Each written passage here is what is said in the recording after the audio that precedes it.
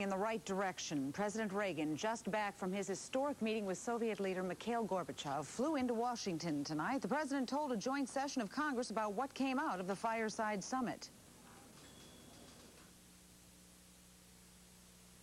It was a constructive meeting, so constructive, in fact, that I look forward to welcoming Mr. Gorbachev to the United States next year.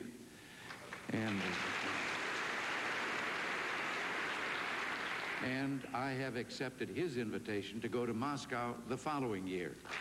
Mr. Reagan said there was no breakthrough on arms control. I am, as you are, impatient for results. But goodwill and good hopes do not always yield lasting results. And quick fixes don't fix big problems. Mr. Reagan said agreements were made for cultural exchanges, establishing new consulates, and to guarantee air safety over the Pacific. Political foes and political allies were quick to comment tonight after President Reagan's speech. California senators fit both categories. I was pleased. I think that if the Soviets have in fact agreed and genuinely pursue a 50% reduction in offensive weapons without our yielding anything on SDI and making clear that we're going to pursue defensive technology, that's an enormous breakthrough. California senator. I know that the people of California, like the people of the United States and of the Soviet Union, of course, yearn for a peaceful world in which their children can grow up without the fear of a nuclear holocaust. Some small steps have been taken to reduce suspicions and begin understanding that could, I hope, lead to some giant strides in that direction. Those were politicians. What do San Diegans think of President Reagan's speech? Kathy Chin has that story for us. The Gonovers are a typical American family. 2 children, a neighborhood kid visiting, and a dog out and back.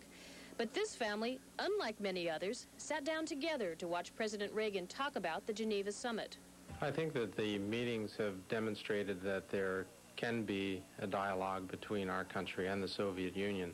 Both parents are concerned for the future of their children and encourage them to be involved and think for themselves. Meanwhile, Mrs. Gonovers adopted a wait-and-see attitude about the summit talks.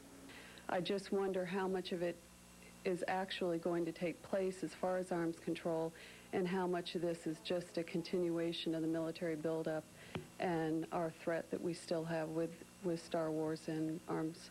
As you've heard, arms limitation is the biggest concern for the adults in this family. But what about the younger generation? What's important to them? Well, if they try to settle and have peace between them. Like Gorbachev was coming to Washington. Yeah. 1 year from now. It's Nate. Maybe these kids don't understand much right now, but with the training they're getting, they definitely will later on. Kathy Chin, 10 News, Nightcast.